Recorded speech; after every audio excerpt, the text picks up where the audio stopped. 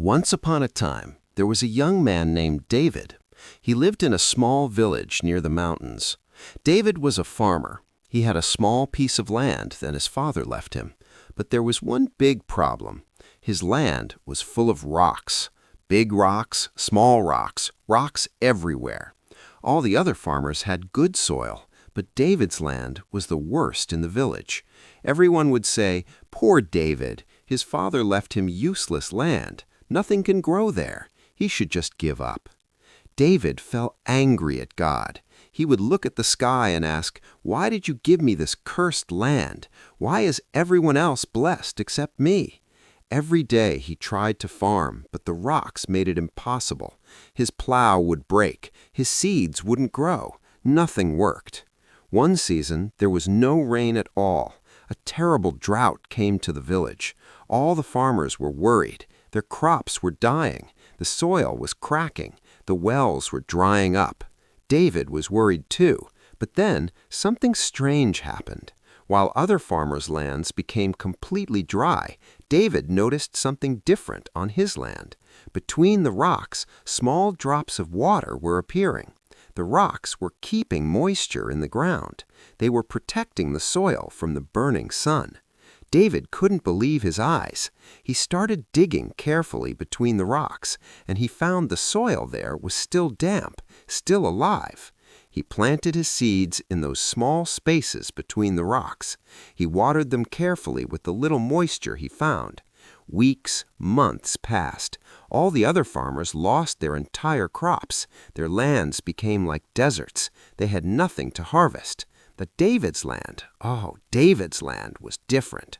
Small green plants started appearing. Between every rock, there was life. His crops were growing. The rocks that he hated so much were actually protecting his plants, keeping the water from evaporating, shielding the roots from the harsh sun. When harvest time came, everyone was shocked. David had the only successful crop in the entire village. While everyone else had nothing, he had plenty.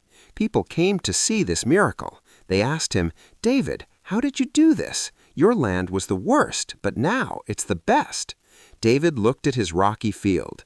Tears filled his eyes. He said, "I spent years hating these rocks. I thought God had cursed me, but God knew something I didn't. He knew the drought was coming. He knew I would need these rocks. What I thought was my curse was actually my blessing." The village elder heard the story. He came to David and said, "My son, you have learned a great lesson. God gives everyone exactly what they need, not what they want, but what they need." David shared his harvest with everyone in the village. He helped all the farmers who once pitied him. And from that day forward, whenever someone complained about their problems, David would take them to his rocky field. He would say, "See these rocks? I used to hate them. I used to curse them every single day, but they saved my life. Your problems might look like rocks now, heavy, useless, in your way, but God knows why He gave them to you. Maybe He's preparing you for a drought that's coming. Maybe He's protecting you from disasters you can't see yet. Maybe your biggest problem is actually your biggest blessing." Years later, David became the wisest farmer in the region. His rocky land became the most valuable because when droughts came again and again, his land always survived. People would travel from far away to learn from him, and he would always tell them the same thing. Don't curse what God has given you. Don't compare your land to others. God gives rocky soil to those who will need it. He gives smooth soil to others. Both are blessings, just different kinds. The truth is, God's plan is always perfect, even when your land looks rocky. Maybe you're looking at your life today and seeing only rocks, only obstacles, only problems. Maybe you're asking God, "Why me? Why is everyone else's life easier? Why do I have to struggle so much?" But listen carefully. Those rocks might be there for a reason. God might be preparing you for something. Your struggles are not accidents. They are not punishments. They are preparations. Maybe God is making you stronger for battles ahead. Maybe He's teaching you patience for blessings coming. Maybe He's protecting you from disasters you can't see yet. So don't give up on your rocky land. Don't abandon what God has given you. Don't compare your journey to others. Trust the process. Trust the plan. Trust that God knows exactly what He's doing. One day when your harvest comes, you'll understand why the rocks were there. You'll thank God for every obstacle, every struggle, every hard moment, because those rocks, those difficult times, they were protecting you all along. I hope this story speaks to your heart today and helps you see your struggles differently.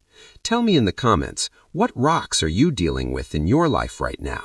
And are you ready to trust that God put them there for a reason? If this story inspired you, please share it with someone who needs to hear it today. And don't forget to subscribe for more stories that will strengthen your faith. Remember, your rocks are not your curse. They might just be your greatest blessing in disguise. God's plan is perfect, even when your land looks rocky.